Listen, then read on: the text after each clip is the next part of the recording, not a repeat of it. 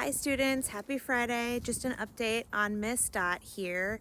She is at Forkyou Farms in Bantam, just down the road from your school with Marty, this handsome gentleman here. She's probably going to be here for about the next 6 weeks, so I figured I would give you guys a little video update and let you know what she's doing here, what I do here, and a little bit about Mr. Marty right here. So like I said, the farm is located here in Bantam. I raise sheep for meat production year round. I have an all pasture 24/7 365 husbandry method. I do a little bit of silvo pasture, which is when you pasture them in the woods, and a little bit of traditional pasture depending on the season. I'm also a livestock veterinarian, and one of my areas of focus is small ruminant medicine. And Mr. Marty here, he is not quite a purebred Hampshire. He's something like 85% Hamp, with the remainder being Southdown. And I know Dot here, I was told she's mostly Hampshire. If I had to guess, to me she looks like the other part of that is very Southdown looking too. So it's possible that they're the same cross. But there's a lot of reasons why Marty was a good selection of sire for her, and we'll talk about that. So one of the most important things to consider when you're picking out a ram for a ewe is carcass size, right? You don't want to cause lambing issues by breeding a ram that's way too big to a ewe that's way too small. And the Hampshire as a breed is a pretty large wool breed. So you want to make sure you're picking out a ewe of a good size who can handle carrying lambs the size that he's going to throw.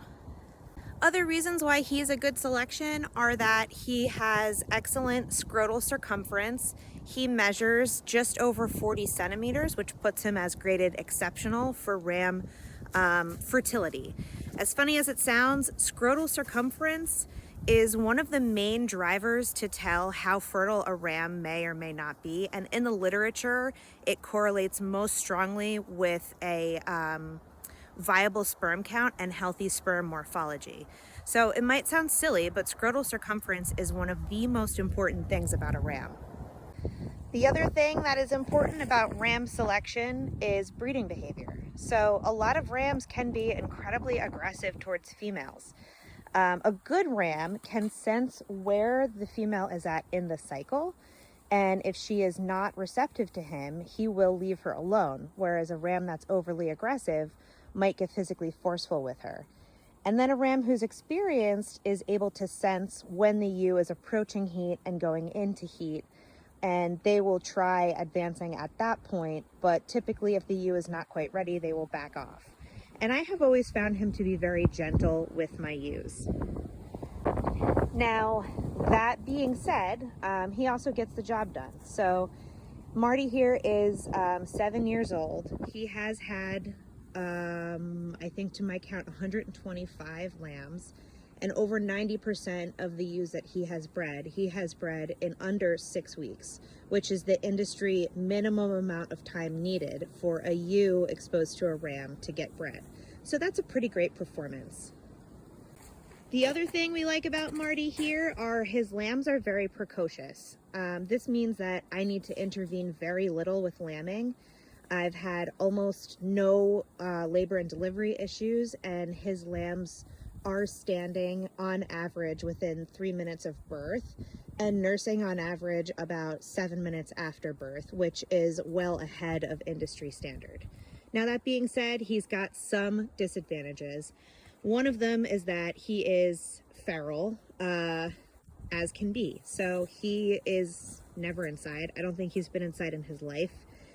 He won't tolerate a halter, and he is about 275 pounds of sheer muscle. So he is not very controllable. That being said, he's never made a wrong move towards me. He's always been very polite, but he is definitely not tame. So the day that Dot was dropped off, I did draw some blood to test her for contagious disease, and I also tested her feces, and I made a note of her overall body condition and her FAMACHA score. That way, when I grab her in a few weeks and re-examine her, I know how well she's been doing out here, if her nutritional plan has been enough for her to maintain and stay healthy. Make sure that he hasn't been stressing her out too much by following her around and, you know, sniffing around at her rear end and all that. And hopefully when I grab her, she will also be pregnant. I can confirm or deny that. And then when I send her back to you guys, I can have a full report as to how she did here, how far along she is, and all of that. So I'm planning to make a video for you guys every week on how she's doing and talk about some important concepts of breeding sheep. So if you have any questions you want me to answer in upcoming videos, have Miss L email them to me and I'll include them in the next videos. Bye.